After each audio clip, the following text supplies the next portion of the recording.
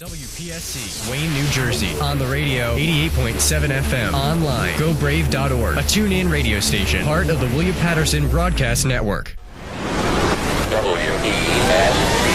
Broadcasting live from Hobart Hall in Wayne, New Jersey. This is The Innovative. I think they're really unique. The Fearless. They have awesome variety. The Kick-Ass. I love Brave New Radio. The Sensational. I've never heard anything like it. This is the one and only Brave New Radio. The views and opinions expressed on this show are solely those of the host and guest, and are not necessarily supported by WPSC 88.7 FM, station management, or the station owner, William Patterson University. Anyone wanting to offer differing opinions may do so by calling the show at 973-720-2738. Abusive callers will be rejected. Now here's your program on WP 88.7 FM, Brave New Radio. Well, good morning, good morning. Good morning to you. And yes, indeed, as I start off each Saturday morning, in disbelief that another week has gone by because time is moving so quickly. And if you can hear the sound of my voice, then you know you're in for another treat, and because it is time for another edition of the Reading Circle with Marc Medley. And once we're done with the Reading Circle, we're going to move on into the good news and song, which is the gospel music. So everything is in place. All the equipment is working. My guest is on the line. So we're going to go through our normal ritual and routine. If by now you don't know who your host is, this is Marc Medley, and we come to you live each Saturday morning at this time. So I'm going to do what I normally do, which is share the weather with you. We're going to read from our two books, get my guest introduced, and then we'll be underway with our interview. So I'll tell you what, let's go ahead with the weather right now. Right now, baby, as they say that song, say, baby, it's cold outside. Whenever I got in my car this morning, my thermometer said 18 degrees outside, and I'm looking at the weather here. It says 14.6, so it was a little bit warmer where I am. We're going to a high of 30, dropping back to a low of 13, partly cloudy this morning, then becoming cloudy during the afternoon.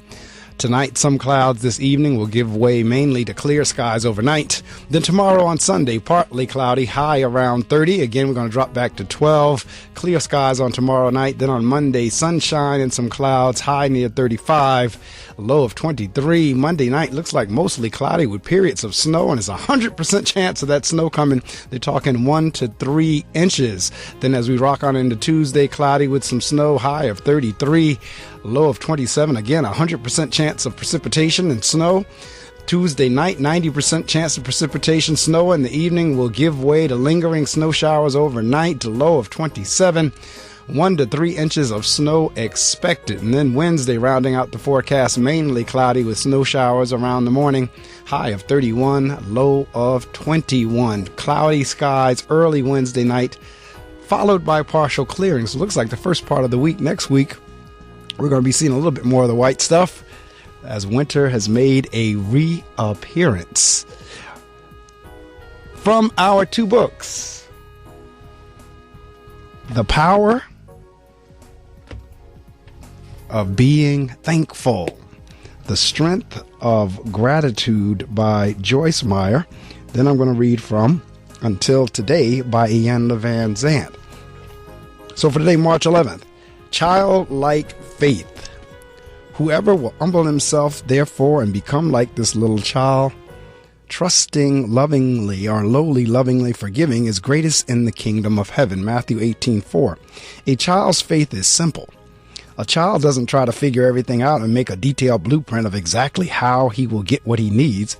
He simply believes because his parents said they would take care of him.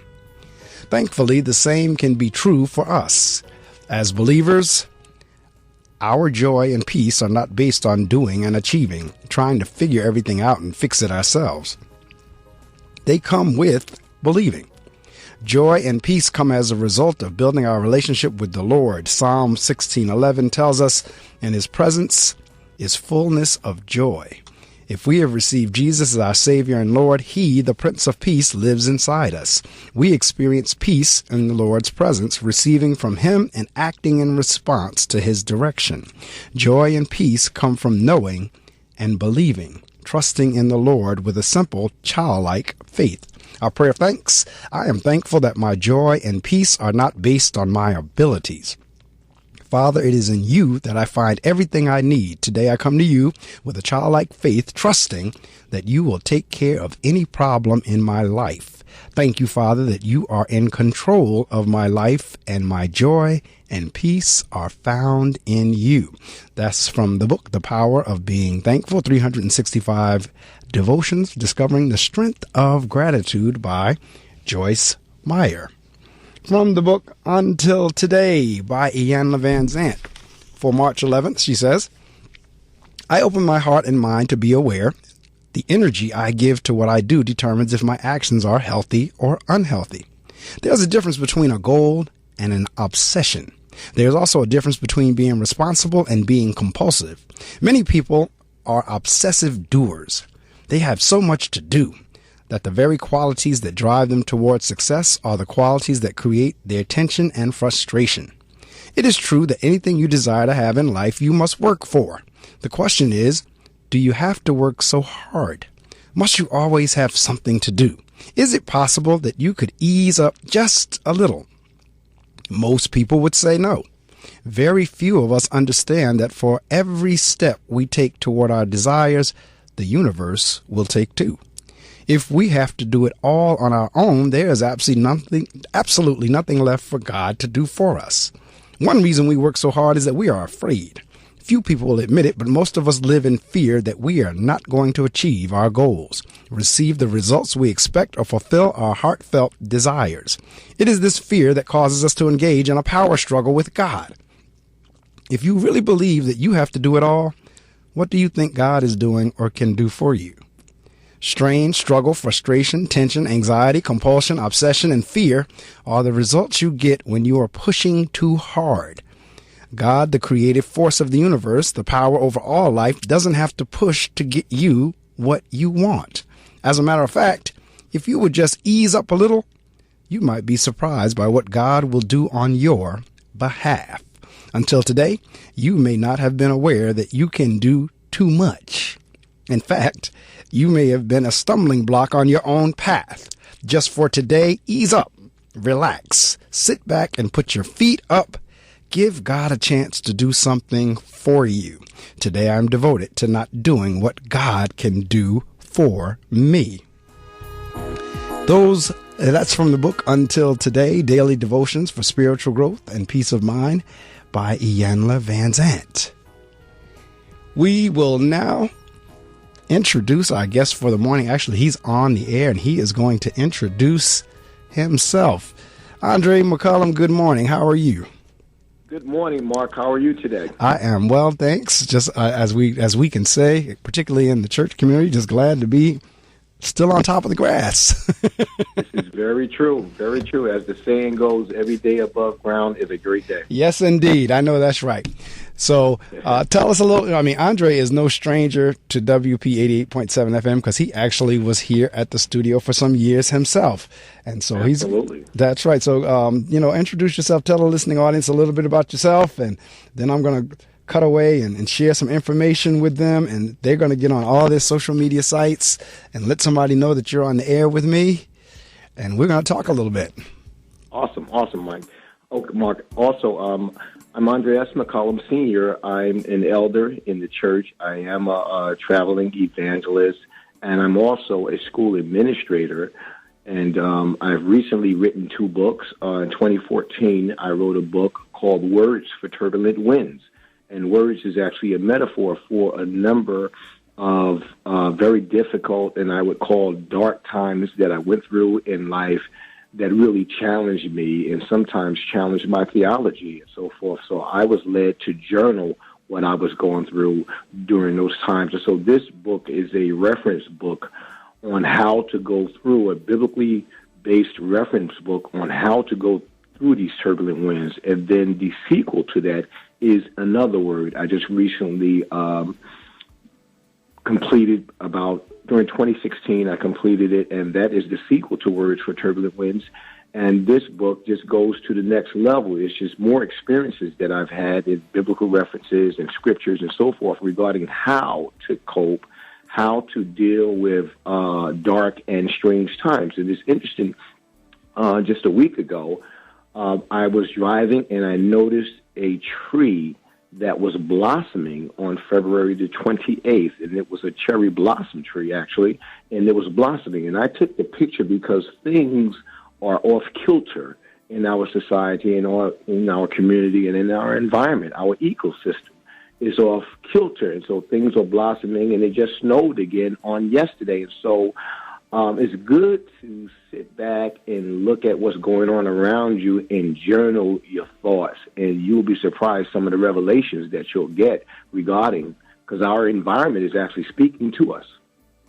Absolutely. And we're going to talk much more about some of the things you said. I was listening as you were giving your introduction and your commentary just now. We're going to pick up on some of those things soon as we come back from sharing this public service announcement. Those of you in the listening audience, you know what to do. Wake somebody up. Text somebody, call somebody, tweet somebody, get on all your social media sites, let them know Andre McCollum is on the line. We are going to be talking about his books, Words for Turbulent Winds, Another Word. And since both of us are principals and both of us serve in the same district, I am sure we're going to talk about those experiences as well, because they are related. And this whole journaling thing, that, Andre, I can totally relate to, because I did journal about a month ago, but there was a point in my life as well for a good maybe 3-4 years. Let's put it this way. I have about close to 30 full journals. They're all in my attic right now. They're, I've put them away, locked them away in a bag, and they're in my attic. But and everything I was going through at that point in my life and everything was down in there too. And it is a wonderful way to get something out. It's almost like I tell people with journaling, you can write down your conversation with God. It's you and God. It's not for anybody else. It's whatever's going on in your mind at that moment that you want to jot it down. And there's something about putting things in writing that's a little bit different than from us talking or any other form of communication. It's something about getting it down on paper. So we're going to talk about that. So again, listening audience, you know what to do. Wake somebody up. Let them know the Reading Circle is on the air.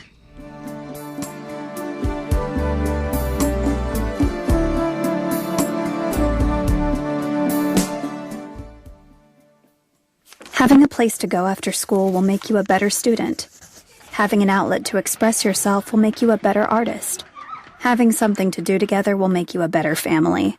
At the Y, we're helping build better friends, listeners, writers, swimmers, scientists, and musicians, one chance at a time. Give the gift of opportunity. Support the Y at ymca.net. The Y, for a better us. Community Blood Services are in need of blood and platelet donors to help restock its shelves to overcome a shortage. They have many different donation programs and services. You can donate at one of their locations or organize a drive at your own place of business, worship, school, or even one of their blood mobiles. Make a real difference in someone's life. Schedule your donation today by calling 201-251-3703. You're listening to The Reading Circle with Marc Medley on Brave New Radio.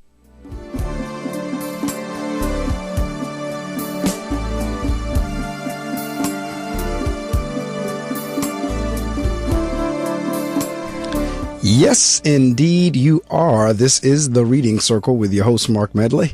My guest this morning is Renaissance man. Many times you hear me whenever I have women on the line. I said there's a Renaissance woman. And by the way, it is Women's History Month. But I have a Renaissance man on the line. And those of you who've been listening to me for any amount of time, you know my definition of Renaissance. That's someone who can do more than one thing, or who chooses to do more than one thing. And they, for the most part, juggle everything and do them relatively well. In other words, they don't get stuck in one thing. Like you heard him say, he's an elder, traveling evangelist, administrator of a school, author, and some other titles and things as well. So that's what I mean by not getting pigeonholed into any one particular box. So those type of people, and I consider myself one as well, are Renaissance people to me. That they don't, and for those of you who choose to only do one thing and that's it, I'm not mad at you. I'm not downing that. I'm just saying for those of us who kind of really step out there and do different things, I recognize us as Renaissance people. So I have a Renaissance man here on the line with me this morning. So Andre, let's roll the tape back. This is one of the questions I ask. I don't have any really set format, but since you are doing many things, did you ever think you would write a book? Actually, most of my life, I had a desire, and I'll say an inner leading to write a book.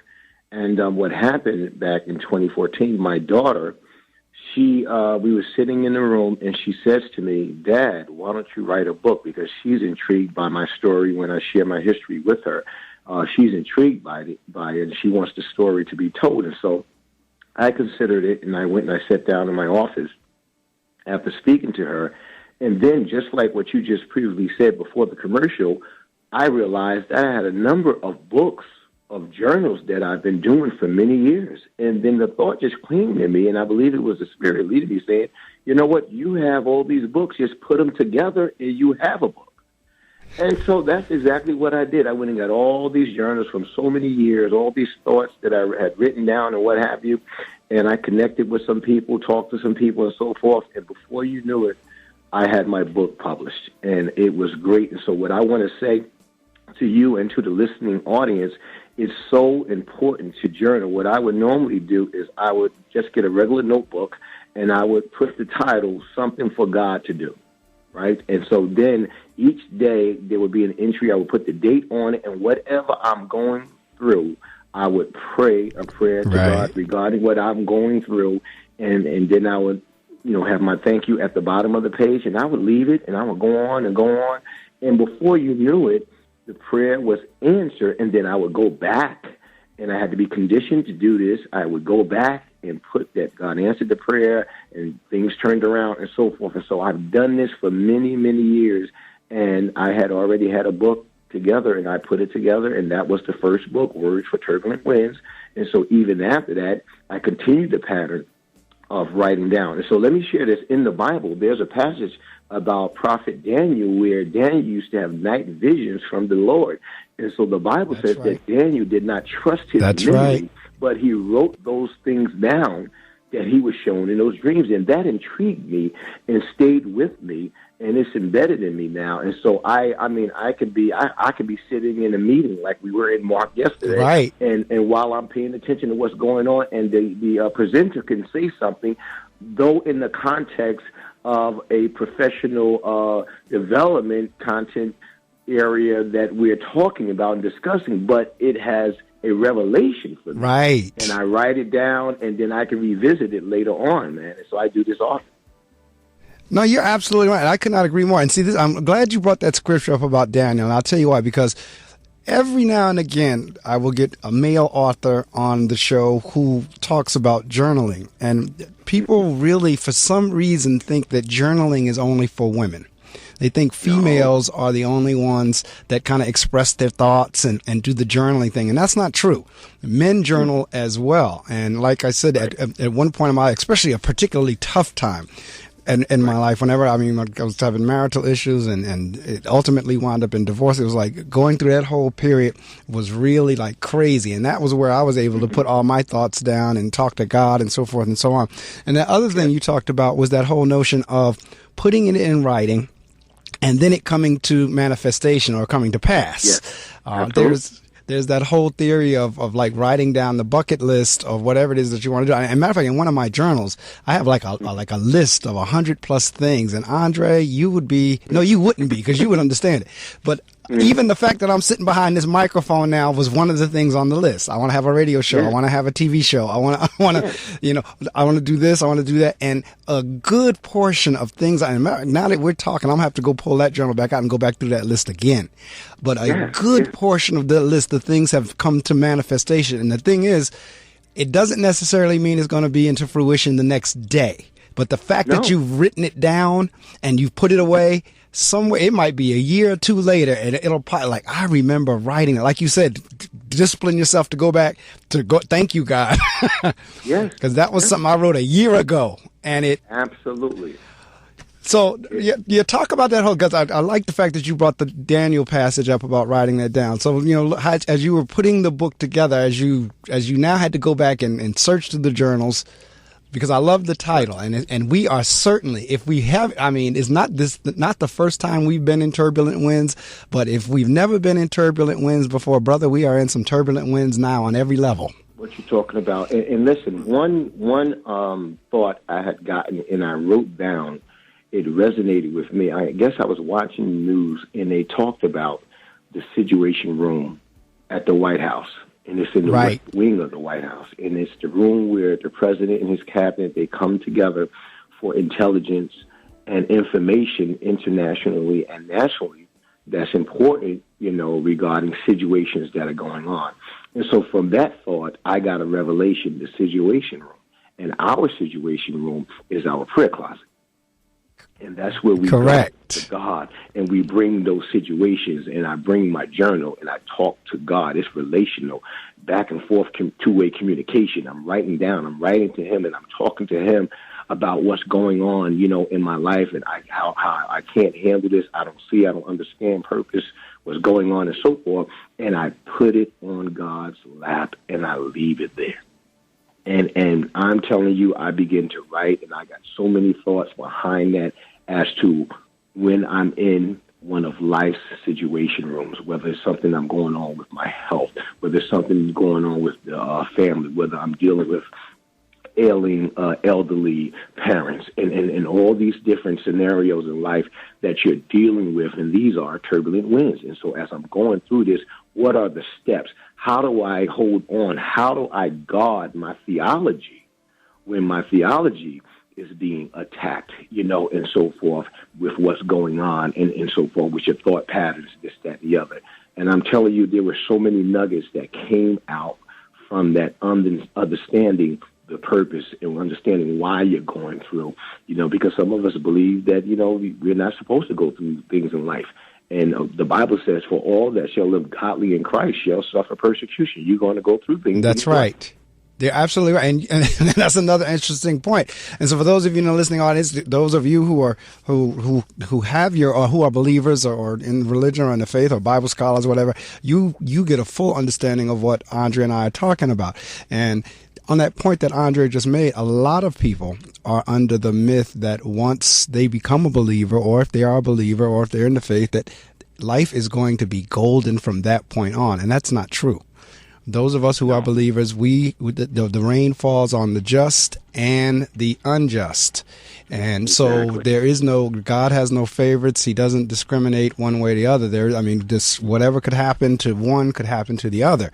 And that's absolutely right. So those of us, even though we are believers, though we serve in roles in church and all that, we get hit the same way as everyone else in terms of illnesses, in terms of difficulties, in terms of job struggles, in terms of everything else. So that's why, again, it is so important. As we're talking journaling, there's a book I'm reading now. It's called Black Pain, and it's talking about depression. People don't realize the connection between even being able to release by journaling. That is a way of not falling into depression. It is so powerful, and that's right on. That's right on, Mark, because I'm telling you that journaling for me is also therapeutic. Okay. Because again, I'm getting out, as some would say, emoting. I'm getting out my emotions. I'm expressing myself in my writing. I'm releasing. You know how you have to perspire, and when you perspire, you get rid of toxins out of your body. And so when I'm writing, I'm getting rid of what's going on in me. I'm emptying it, and I'm putting it on paper. And then you can get a different perspective once you look at what you wrote down, you think about. So sometimes my pattern with what we do daily, Mark, I come home and I write down my day, and I write down all of the things that challenged me, and I write down all the good things that happened during that day. All right, it's called putting things in proper perspective, because sometimes that's how you can get depressed, is when you just look at everything negatively. But put things in their proper perspective and understand that there are things that we can control and there are things that we cannot control. So I always use as a metaphor the current that's in the river, because I fish and I go in there, my waders on, go fishing, what have you. You can't see a current, but you know it's there and you feel it. Okay? That's absolutely right. And the other thing is you can't control a current. So the things that I can't control, I have no choice but to go with the flow. That's absolutely right. If you've just joined us, my guest this morning is Andre McCollum. We are talking about a plethora of things, but mainly his books, Words for Turbulent Winds and Another Word. And as I said, as we were talking a couple of minutes ago, if there ever was a time where we're in turbulent winds, it is now, because it's turbulent at every level. It's turbulent from Washington in the White House. It's turbulent on the state level in terms of with the governor and everything that's going on. It's turbulent in where I live and where the schools we serve in the city level, in terms of our school situation, in terms of the district that we say, it's turbulence there. So if you don't have something that to ground you, you really will drive yourself silly. I mean, like Andre, I laugh or chuckle sometimes when people say they're so stressed out and everything because everything going on in Washington, and they looking at me like, how come you're not stressed? No, because you know what? I know somebody that's higher than who's in Washington. Absolutely. And so, and I also know what that someone who's higher than Washington can do. I was telling somebody the other day that our president seems to have a Pharaoh-like spirit. And I said, we know what happened to Pharaoh. And there's a whole story in there about one of the kings, Jeroboam, that he has that spirit as well. So we also know what happened with Jeroboam. So it's like, I'm not worried, because sooner or later, if you keep going down that road, of constantly doing things that's tearing people down, eventually something's going to give. So I'm not stressed out at all about that. But again, that's being able, like you just said, to put things in perspective, because you could literally go into a depression or go into, drive yourself silly in fear of what could happen based on who's in office and this, that, and the other. And the funny thing you just said, and I tell people all the time in terms of the passages that I read in the morning, literally go with whatever day the show falls on. So like today is March 11th. Whatever comes up in the devotion for that day is what I read. But Andre, again, and you would understand it, more times than not, the reading for that day lines up with the guest. And if you heard the words that I was saying from the Ianla book about turning it over to God, trying to do too much, that's exactly what we're talking about this morning. Absolutely. And I believe, and that was right on point. And so it's aligned. I believe our steps and our thoughts are ordered. And so it's certainly aligned. But one thing I want to say to you, Mark, and say to the listening audience, is that life happens in seasons. We have 4 seasons: that's right. Winter, summer, spring, and fall. Life happens in seasons. There are seasons where you're going to go through. Some people talk about seasons of death, where the death comes in 3. Some people believe and what have you, and there's some statistics to that. But I wouldn't say 100% what have you. But I've seen that life happens in seasons, and whatever season you're in, the season eventually ends. It runs out. Right. It exhausts itself. And so the season, I would say to anyone who's going through a difficult and dark time, this season will end. And so my message to you is outlive the season. Absolutely. Saying that they use in boxing. If you get knocked down 7 times, just get up 8 and you'll win. You're right. And when you just said about the season coming up, my grandmother used to have a saying, there's a bad wind that never changes. And so at some point, you're right. It's got to come to an end one way or the other. Watch out. Yeah, you're right on point. And listen, them grandmothers, man, listen, they have some sayings that are still applicable today. My grandmother had this saying, what doesn't come out in the wash cycle comes out in the rinse cycle. So we'll understand better by and That's by. Right. We might not have the answers today, but keep on living. It's going to be transparent in a minute. I'm trying to tell you. That's absolutely right. I mean, and it's the truth. Even listening on this again, you've listened for any amount of time. And first-time listeners, good morning and welcome. But for those of you who listen regularly, or if you know me personally, you know I'm a principal of a school. Andre is a principal of a school as well. Matter of fact, our schools are in walking distance from each other. Right, absolutely. We pull actually families from for the most part, the same community. And even with the folks that we serve, I mean, even with that, I keep my families and kids and community lifted in prayer like you would not believe. And it has made a difference, because I always tell people how did things start turning around? There's an unseen force. There's an unseen force in there in terms of you're talking about intercession and folks interceding, got folks praying for these schools like you wouldn't believe. And even with that, if and Andre again will understand it because he serves in the same type of a school. People question us as to how do we keep our sanity with everything that we deal with daily from the communities that we serve. And and these folks, in my mind, there's no such thing as bad people per se. I mean, the people are in situations that they're in, but for the grace of God, there go we. But we serve with colleagues and people that really don't get that. And a lot of times they come off as condescending and they looking down their nose on, so forth and so on. Well, you know what, Mark, what I honestly believe is that our steps, as stated earlier, are ordered, and so by the Lord, and are ordered. And so I believe that where I am, and I believe that where you are, is an assignment. And I believe it's a absolutely. I believe I'm exactly where, and see, this helps keep the stress down. When you have proper perspective, I'm where I'm supposed to be. Okay? Exactly. If you try to live, if you try to navigate and matriculate through this life, if I can say that, and try to go unscathed, and every day has to be sweeter than the day before, and nothing but sunshine and never rain. Without rain, the land dries up, and nothing grows, and nothing blossoms. You need rain. Okay, you need seasons of rain. And so you're going to have to go through some things. There's no euphoria. There's no perfect place. You're going to go wherever you go. And so I believe that I'm on assignment, and most of the days are good days, and then there are other days that challenge me and what have you. But the challenges actually make me stronger because it teaches me lessons, teaches me how not to do things, teaches me how to look at things differently. And for the most part, it teaches me how to be reflective. And that's very important, to be reflective when I'm dealing with people, when I'm dealing with communities, so I can have understanding and understand that I'm dealing with human beings, and that I have to treat them with love and respect. Absolutely right. I share this story with people all the time. When I was at one of my schools, a couple of schools ago, School 10, I had gotten, at that point, I'd been there for 4 or 5 years, and the administrator I was serving would love her to pieces. As a matter of fact, we were joking and playing yesterday at our meeting.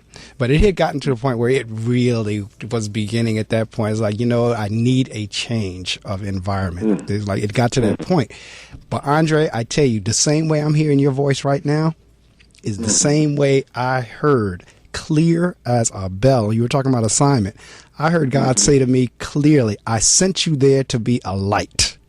That was the exact quote. That was the words. I sent you there, because I won't forget it, because I know what I heard, and it wasn't another person. I sent you there, and at that point, I backed off. I didn't put in for the transfer, and within the year, I was now bumped up to principal. Because at that point, I was serving in the vice principal role. So within that year, after that whole experience, I was bumped up to principal. The principal I was serving with was reassigned to another school, and then that's how I got my principal slot. But I heard that clearly. I sent you there to be a light. So you know what, Mark, let's go there and let's take it further and let's dig deeper. So I had in one venue earlier on, I had a pastor, and the pastor, I had seen some of the things that the pastor was dealing with along the lines of turbulent winds and church politics, and so forth. A number of things the pastor was dealing with, and I was like shocked. And I'm like, why are you taking this? Why are you still there? And the pastor was said to me that God has not released me yet. Right. You talk about that's right. Strength and perspective. I mean, just in other words, just go sit down. Just go sit down. That's clearly what he was saying. Look, this is what I'm supposed to be doing. This is what's supposed to be happening. And it just gave me revelation. And so I understand things a whole lot better now. Don't run because the environment gets hasty. Right. Don't run because the situation gets turbulent. Sometimes there's a saying, first the shaking comes, and then, per the scripture, behold the shaking and then a coming together, as in the passage of the valley of the dry bones. And what was interesting about that passage is there were so many bones of so many people for so many years that was just heaps and heaps of them, and they were mixed up together all over the place. And it said, in the midst of all the confusion, the bones that belonged to the one body are going to find each other, which means they're going to be jumping over and under and around all the other bones, his bone to her, the bones that are supposed to be in part of the one body. They find the body and they find the bone that they're supposed to be connected to. And so that speaks as a metaphor that the confusion is going to dissipate and things are going to fall in line and come together. That's right. That's absolutely. It's kind of like as I'm listening to you, and we were sharing that story, and then you were sharing the passage. There's that passage where it's like, I think it's with Esther when he said, "For such a time as this." Absolutely. We're where we are for such a time as this, and that's what it is. And in the communities that we serve, and see, this is what I know, that we are impacting that community over there.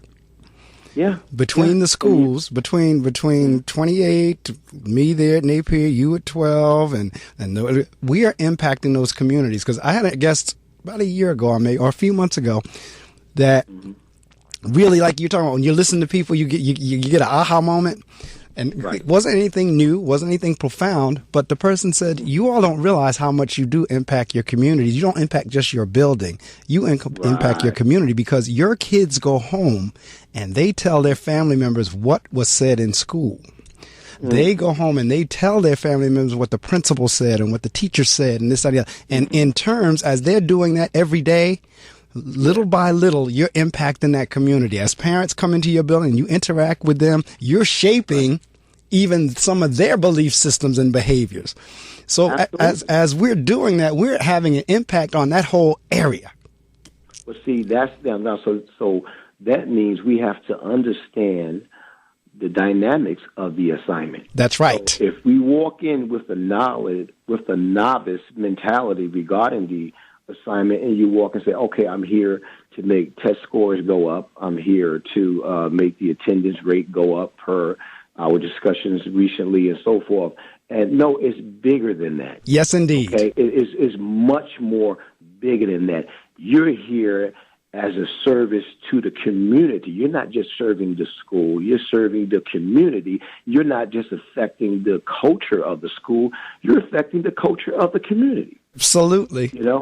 With everything that you do, how you communicate, how you carry yourself professionally, around the students, the teachers, the parents, and so forth, the community members, the stakeholders, everything you do every day as you drive through the community. That's right. Whether you're waving your hand at people, whether you're smiling, your countenance, whether you blow the horn, you acknowledge them, call them by name. All of this is a part of the assignment, because you said you're a light. That's right. And the light is to shine on everyone, not some people, but everyone. That's right. And whenever I was in alternate route, I don't know if you went, there was the program here at William Patterson, and the dean of the alternate route program I went to, his name was Dr. Boardman. And I told Dr. Boardman, I thought you might know Dr. Boardman. So I told Dr. Boardman, I said, you know what, Dr. Boardman, I said, teachers and education, that's one of the most disrespected fields that I can think of. And he said, I disagree. And I said, why? And he said, because if you think about it, he said, think about whenever you go out into the street in the community, how people react to you being a teacher or you whatever. And I still was kind of like, no. But then I started having experiences where I thought back to that conversation with Dr. Boardman. When if the kids see you somewhere in the community, they lose their minds. If you're in the store shopping and they're there with their moms, that's my principal. That's my friend. Yeah. Mom, if they're in the church setting with you, or if they're out in the street, or where they lose. And so I had to, at that point, I had to stand corrected, because I said, you know what, people really do respect in their own way, based on, you could tell how they react to what we do. You may not think that educators are respected, but they really are, because people really do take what we say as the gospel. And the example I always use in that is, whenever kids bring their homework home and the parent says, yeah, there's an easier way to do that. I know there's an easier way to solve that problem. That kid will come back, my teacher said we got to do it this way. No, Mom, we can't do it. Miss such and such said.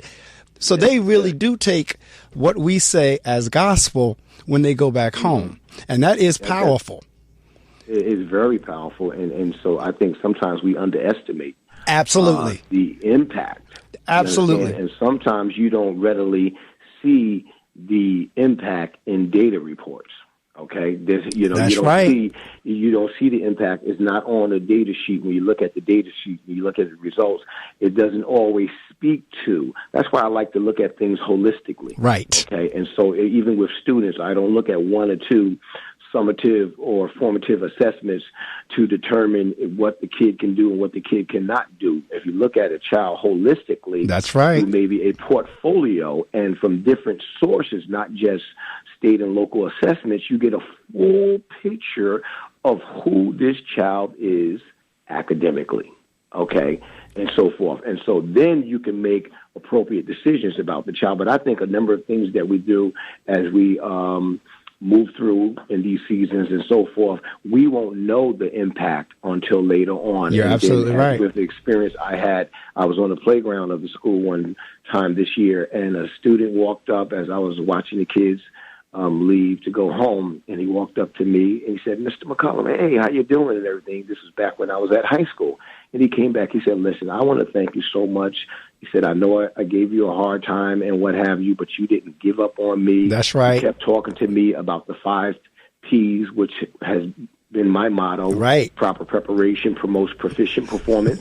And That's so right. he said it to me, and he remembered it verbatim and what have you, and he said he applied it to his life, and he said the things I told him was absolutely true, and he thanked me so much for caring enough to treat him the way I did, and he did go on and get his high school diploma.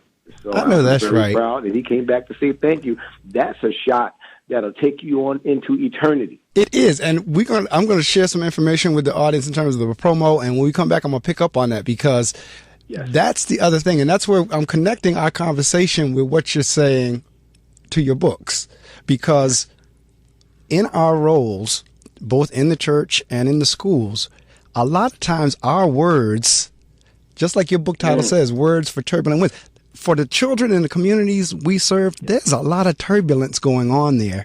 And sometimes our words are the ones that help calm that. So I'm going to stay with that point, and then we're going to come back to that. But listening audience, again, you know what to do.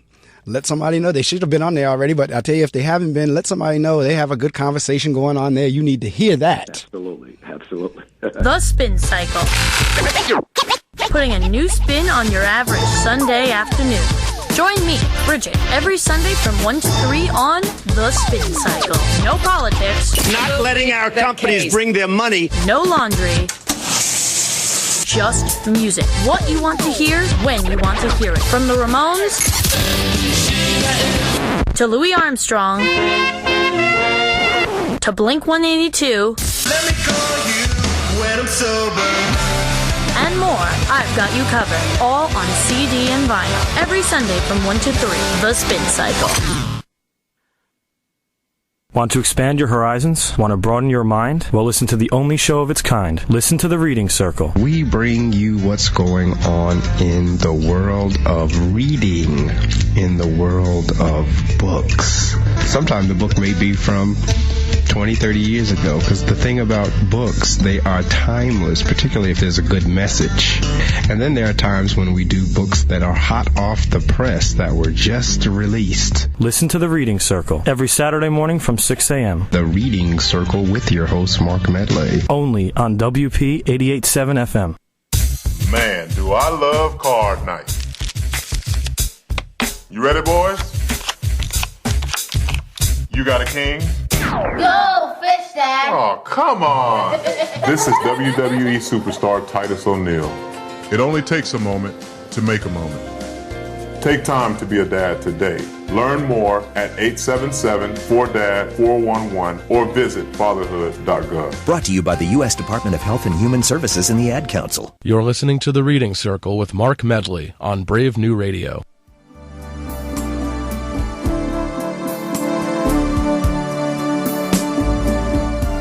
Yes, indeed you are. This is The Reading Circle with Marc Medley, heard live on Saturday mornings. And my guest this morning is a colleague, a friend, a co-laborer, Renaissance man, none other than Andre McCollum. And Andre actually was behind these microphones here at 88.7 as well for a good amount of time. Your show was on what, Sunday? It was on Sunday, 7 a.m. Yeah, 7 a.m. on Sunday mornings. And it was you and it was another brother. You two were partners, correct? Or was it just you? I was on with the Ron Kelly Morning Show. You was on with Ron. Okay, I thought it was you and another pastor or preacher. Yes, Rev. I forget Rev's last name. I was on him earlier than that. Okay, that's what I thought. Okay, so right before I shared the information with you, we were talking about this whole notion. And the reason I like both of Andre's titles and what the books are about, I'm going to download both of them onto my Kindle, is the fact that words have power. Matter of fact, I posted that last Saturday. I posted it on on my social media sites. We don't realize the power that words have. Yes. Truly, when you hear all this about speaking it to an existence and all that, we're not necessarily talking about magic. That's not what we're talking about. But we have to be very careful with the words that we say, both positive and negative, because they are extremely powerful. So Andre was just sharing that story just now about the child coming back from high school. And I'm going to tell you, there are some mornings when I get out my car walking into the building, I'm like, oh my God, I don't think I can do this again. And God will send a signal or a sign. Yeah. And he did it to me again the other morning.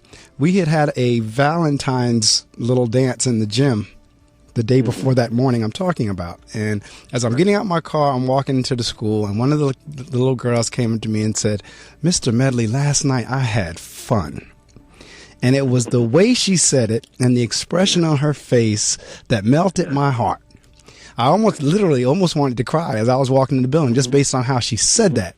Because what came to me, like you said, the revelations that come, then that's the kind of stuff we're talking about, journaling and writing down. What came to me as I began to reflect on is a lot of our kids don't have just plain old, good old, clean fun.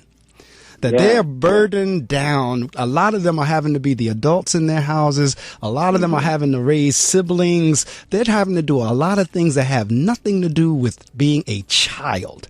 So for that little girl to come to me and say, Mr. Medley, last night I had fun. That thing touched me, man. Yes.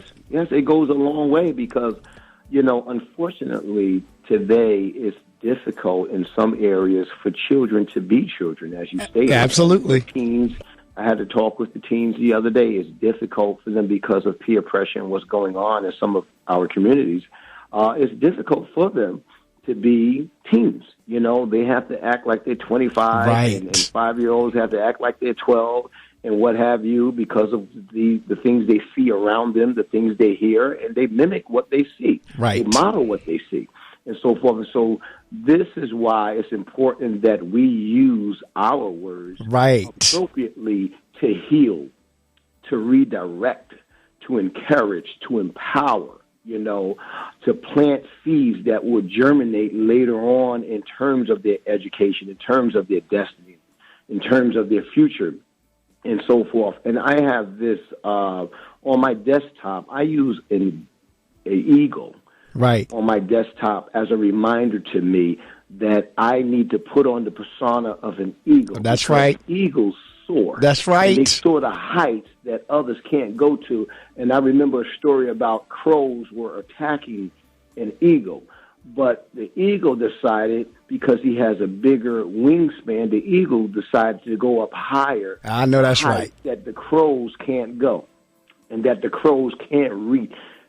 So it teaches us a lesson that because of your gifting, you don't have to stay at the level of the crows. Stay above the crows. That's right. To where you are. They don't have your wingspan. They don't have your gifting. You were created for high places, so soar above the clouds. And Go ahead, brother. Above the clouds, you have a keen perspective. That's right. That crows can't see from their level. So crows are going to be crows. They're going to talk against you, try to talk you down, this, that, and the other, but you were created to be an eagle. So stay in high places. I know that's right. I'm sitting here like I'm in the amen corner there because, and again, we as administrators or as those of us who are in the school, we know the difference between church and state. We're very clear on that. Absolutely. But there is nothing that stops us from giving a word or a message, just like you just heard Andres, because you didn't hear him say nothing about church. You didn't hear him say nothing about God. You didn't hear him say nothing about religion. He used that analogy or the metaphor of the eagle. Now, a child could relate to that in terms of moving higher. And there's no, so again, back to those words and see again, I could not agree with you more in terms of, yes, and I have this debate constantly with my administrative team and as well as some other folks in terms of data. There's no question data has a role. Data has its place. Yes, but there's a human factor. And so not only am I looking at assessment scores, you know what data I keep on, for me is how many kids say thank you, how many kids say good morning, how many kids speak to a visitor who come into the building, how many kids holds the door for you when you come in. They see you with something in your hand and they hold the door. See, that's the kind of data I'm looking at as well. And like I said, it may not be in that data binder we got yesterday, but I tell you what, it makes the difference in the kids' lives. And because truth be told, Andre, we're doing a lot in these schools that ought to be done in the homes, but it's not being, and that is what it is. But we're doing a lot of things in terms of manners and all that kind of stuff that ought to have been taught in the home. We're having to do that in the schools. And that's a part of our charge. I'm all right with that. But it goes back to what you were saying. Our words are so important. One of the messages I'm constantly trying to get across to our teaching team is our kids are accustomed to hollering and yelling. They get that at home. So when you come at them that way here in the school, they're almost either immune to it or they don't care. Because this has been my experience. When they get to hollering and yelling, I come back at them real soft. I just start questioning them and walking with them, and maybe you might pat them on the shoulder or whatever. They start breaking back down. They don't know how to react to that. They're looking at me like, you're not yelling at me? No. Wow. So there's that human factor that's there that I'm convinced if more of us would tap into that human factor, we'd get more academics out of these kids.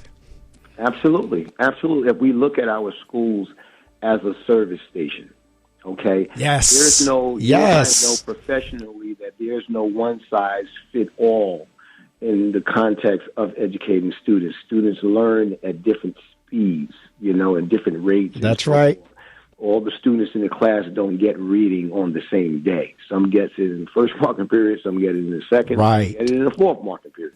You understand that? But we are to be a service station, and when you go to the service station, some people need high tests, some people need premium. That's right. Some people need unleaded. You understand that? You just got to make sure you have the gas, okay, and you have exactly, and that's where differentiated services come in to perspective, right? That's right. So you have to have what they need and give them exactly what they need. And just like to go back to the book called Good to Great, good to great. And so what you have to do with the metaphor there, the bus driver is trying to get everyone on their staff to a certain place, okay, and getting the right people on the bus and the wrong people off the bus.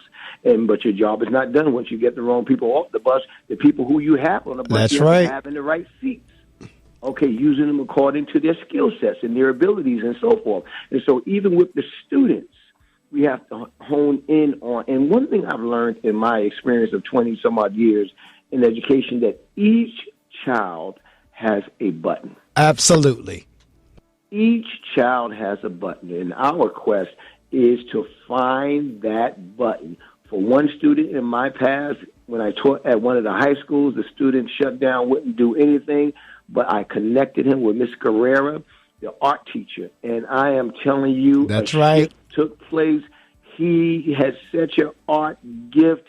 He connected with her. He took and drew a picture of me that I still have up on the wall in my office. He went on and graduated from high school and so forth, all because Miss Carrera and I found his button. That's right.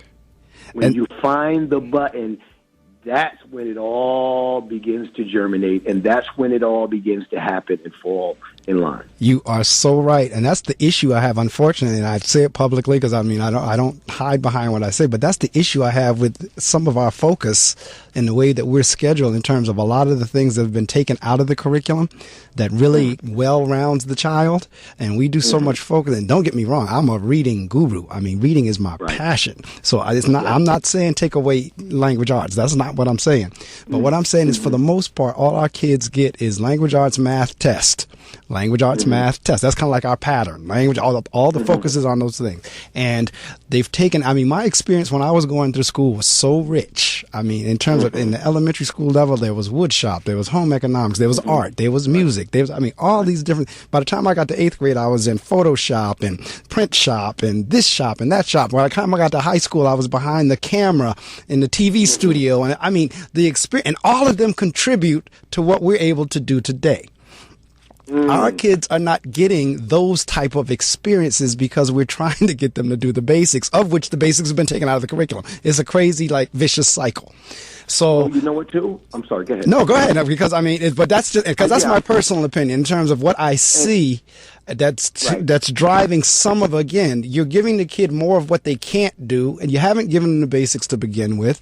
They don't get an outlet. Like you were just saying, this kid's button. We don't get a chance to tap their button. At least those of like me and you, we do. But a lot of times we're restricted.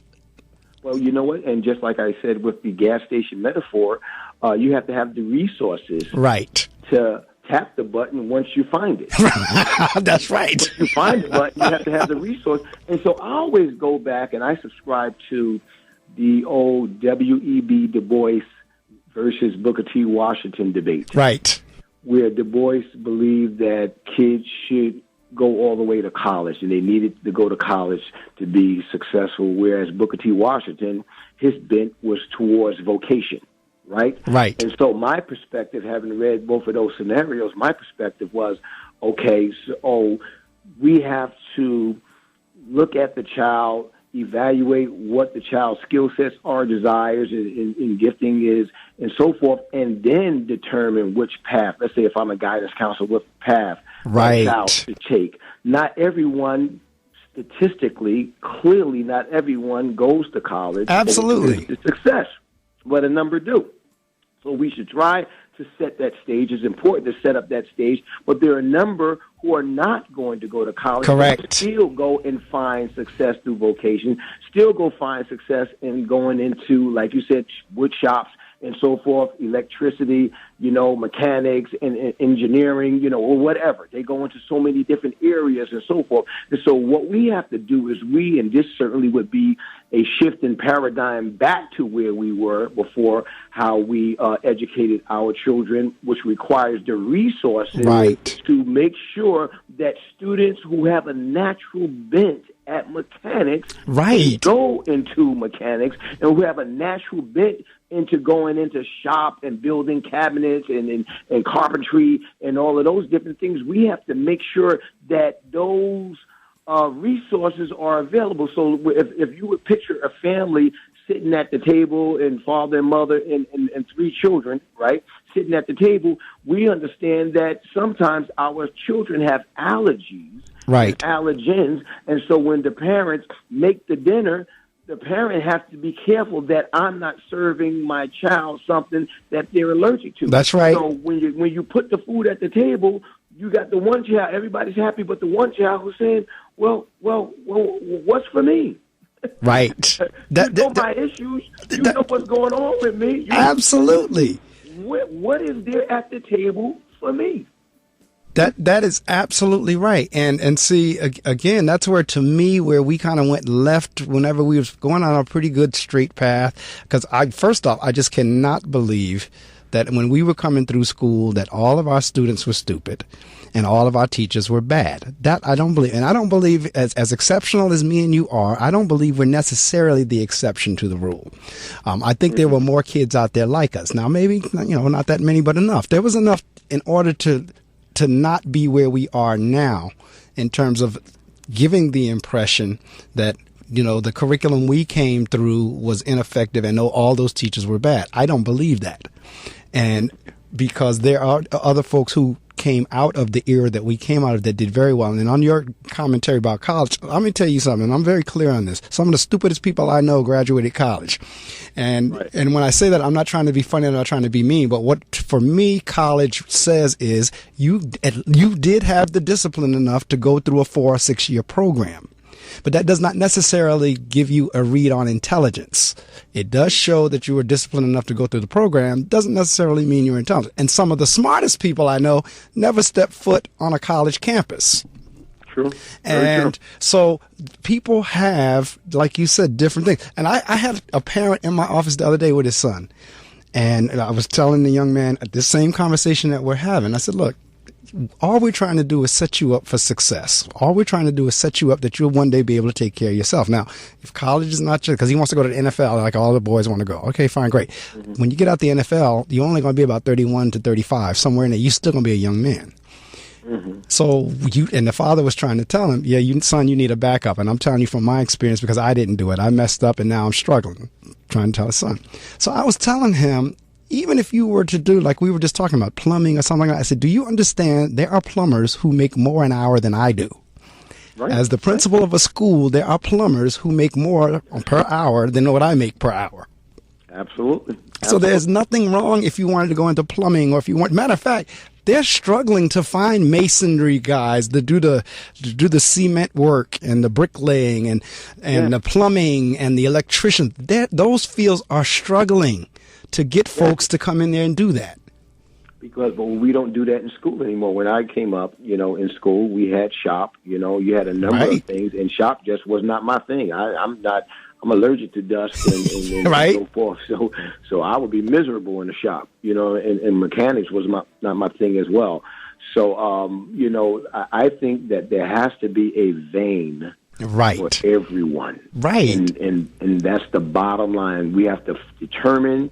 That's why it's important, where guidance counselors are concerned, and teachers as well, and principals as well, to make sure that we somehow find out what the kids' gifts, natural gifts are, bents are, what they like to do, and you build upon that, and you facilitate that, and you help them get to where they, are destined to be, and that's so vitally important. I know that's right. And I tell you what, we are at the top of the hour. Andre, if you can hang out for a few more minutes, you're welcome to do that. I know we always, we schedule for an hour, and I always tell people, because I have the 3 hours, I kind of have the flexibility to do what I want. So in terms of if you can hang out for a little bit longer, we'll continue the conversation. But I just need to share the weather with everybody, do the top of the hour stuff. And when we come back, we're going to talk about exactly, continue the discussion, and I'm going to help you, for those in the listening audience, connect the dots as to our discussion and Andre's books. Because again, Words for Turbulent Winds is his first book. The second book is Another Word, the sequel.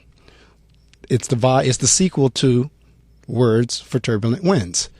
And I like that because I'm a wordsmith, so I love to play on words. Another word. All right. So listening audience, I'm going to share the weather with you again, do what we need to do for what we call top of the hour. And then we're going to continue with our discussion for a little bit longer. And then after that, I'm going to put on the good news and song, which is the gospel music. Yes. WPSC, Wayne, New Jersey. On the radio, 88.7 FM. Online, gobrave.org. A tune-in radio station. Part of the William Patterson Broadcast Network. Broadcasting live from Hobart Hall in Wayne, New Jersey. This is The innovative. I think they're really unique. The fearless. They have awesome variety. The kick-ass. I love Brave New Radio. The sensational. I've never heard anything like it. This is the one and only Brave New Radio. Here's your North Jersey weather report. All right, over the last hour or so, we've crept up from 14-something degrees to 15.7 degrees. We are working our way up to a high today of 30. And then tonight we're going to drop back to 13. More clouds than sun today. Saturday night, partly cloudy as well. And then tomorrow, Sunday, sunshine and clouds mixed, high of 30 again, low of 12. Mainly clear tomorrow night. Monday, sunny, along with a few afternoon clouds. And then, though, on Monday night, because we're going to have a high of 35, going to move back to a low of 23, mostly cloudy with periods of snow after midnight. And it's showing me 100%. So there is no question that on Monday night we are going to receive some snow. 1 to 3 inches as we go into Tuesday. That 100% is still there. It says snow likely. I don't know how likely and 100%. Well, I see 100%. We're getting some snow. High of 33, low of 27. Tuesday night, snow in the evening will give way to lingering snow showers overnight. Again, low of 27. And Wednesday, mainly cloudy with snow showers around in the morning. High of 31, low of 21. And we're going to clear up I don't see anything about well, actually a 20% chance of precipitation on Wednesday night. We're clearing up, and then 0% on Thursday as the sun pops back out. But for Monday, Tuesday, and Wednesday, expected to be cloudy and snowy. Okay. 88.7 FM. Brave New Radio. Brave New Radio. All right, so govern yourselves or accordingly, as we can say, in terms of equipping yourself for the weather, whether it be your boots or your umbrellas or whatever. Certainly you're going to need, I'm sitting in here now with a knit cap on in the studio to keep my head warm. So we're talking this morning with Andre McCollum, and man, I've enjoyed this conversation immensely. Likewise. And his books are Words for Turbulent Winds and Another Words. And I told you right before I shared the information with you, I was going to connect the dots for you, because you might be saying, I don't understand. You all talking about the kids in school, and what does that have to do with the book? Let's put it to you this way, because I love similes and metaphors. I just told you I love to play on words. Let's say the children we serve are the turbulent winds. And let's say the words are us, me and Andre and all of those of us who serve, whether the teachers or whatever. In every storm, believe it or not, there is somewhere in that storm some calm. Yes. Somewhere in every storm, whether it's in the eye of the tornado or whatever, somewhere there's always a calm. There's a calm that has to be steadfast in that storm. That's what we are called to be, and that's why I was telling you, words are so powerful. And our storms, particularly in schools like we serve in, our storms, or our turbulence, if you will, our turbulent winds, are all the situations that our students are dealing with. And then on top of that, we want them to learn 2 + 2 = 4. Right. The students that Andre and I serve see more death, sex, drugs, and anything else negative in their little 5 and 6 years than Andre and I have seen in our 50+ years.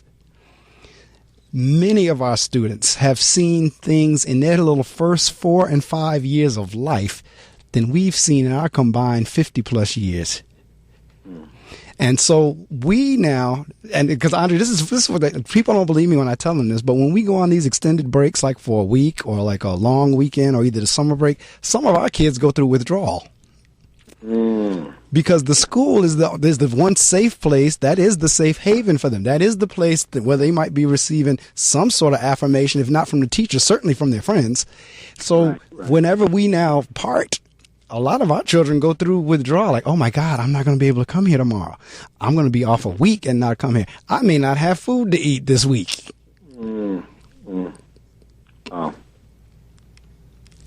So we are, when it says words for turbulent winds, that's the turbulent wind.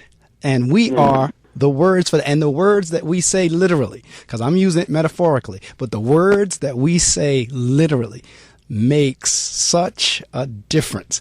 I had a situation where me and the vice principal was talking on Thursday, and the vice principal was saying she was in a classroom and observing a teacher, and the kid got the answer right. And the teacher turned around and said, I'm surprised you got that. Both of us are like, oh, you've got to be kidding me. Instead of celebrating the fact, oh, great job, all right. Now, shot back with, I'm surprised you got that. I had the same experience. I was in the classroom. Kid was trying to give an answer. Teacher shot back, worried about his hoodie. Now, I get it. That's the school policy. We don't wear hoodies in the school. But at that particular moment was not the moment to start ragging the kid about wearing the hoodie. I just said, oh, my God. That's the kind of stuff I'm talking about. Like, you shoot down the kid with the words that we say.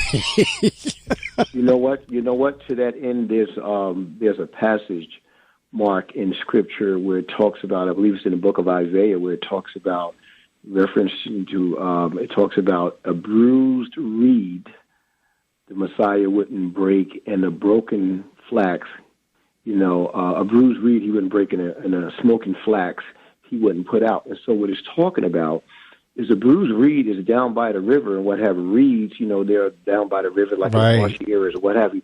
If it's bent over, it's saying he won't break it with his words and make it worse than when he found it. Okay, and then a smoking flax, which was something that was burning. Okay, but the light was dim and almost going out. His words and breathing on him wouldn't put out the flame that's already very low. And so, as a metaphor, when we're talking to people and when we're talking to students, we have to make sure these words that we have that have so much power that our words build and do not break down. Correct. And see, that's what I tell the folks I work with. I tell them all the time, I said, let me help you understand something. There are two audiences who know sincerity intuitively: children and senior citizens. Now, I'm not saying the groups in the middle don't know, but if there's any two groups that the sensitivity to sincerity is heightened, it's children and seniors. Those two groups, they can pick out whether you're real or not. They know the difference between if you're doing this just for a paycheck or you really have interest in my well-being. So I'm constantly trying to help the staff and the whole teams that work with me. So you need to understand the kids can tell. They know sarcasm. They know body language. They may not be academically astute, but they know what you meant by that read between the line commentary. Yeah. Right. Therefore, they respond to that. And so I tell them they don't respond to me just because I'm the principal. They're not responding to my title. They're responding to how I treat them. They're responding to how I build them up when I see them. And they're responding to you because you're tearing them down. That's why they're responding to you in that particular manner. Back to what you were just saying. And so I'm saying all that to say, back again to the words, we have to be so careful. And the same thing, it rolls downhill, as they say. The same thing with us as administrators to our teachers. What we say to the teachers could build them up or tear them down. Absolutely. Yes. It's important to have your mouth filter and your mind filter on at all times. Absolutely. That's absolutely right. You have to make sure that your thoughts are coming, and I like to say, we draw from a well, as with the Bible or what have you. We have to make sure that our thoughts are being drawn from a pure well and not from a well that has been polluted, a bad place. I know that's right. If you've just joined us, and Andre's been on with me since 6, and I'm getting ready to give him the last word in terms of promotion. But my guest this morning is Mr. Andre McCollum Sr. Andre S. McCollum Sr. I like it because I always do Marc A. Medley. I know that's right. But Mr. Andre S. McCollum Sr., he is the author of Words for Turbulent Winds. And the second book is Another Word, the sequel to Words for Turbulent Winds. And we're talking this morning about the importance of words. And we're also talking about this morning the importance of being able to express yourself. And one of the best ways to express yourself is in writing. It's one thing to keep thoughts in your head, and it's great to pray, but you get double power whenever you put those thoughts on paper.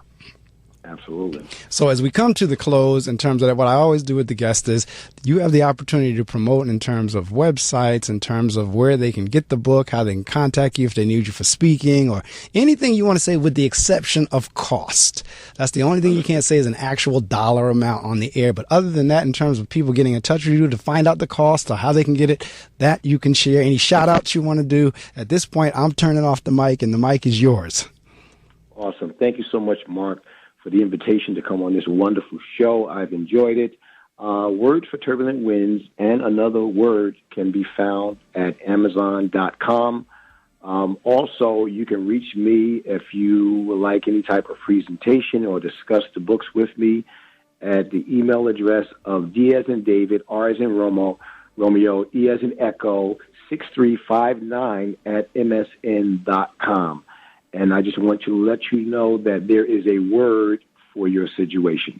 Thank you. I know that's right. Well, I thank you so much for rising early and joining me this morning.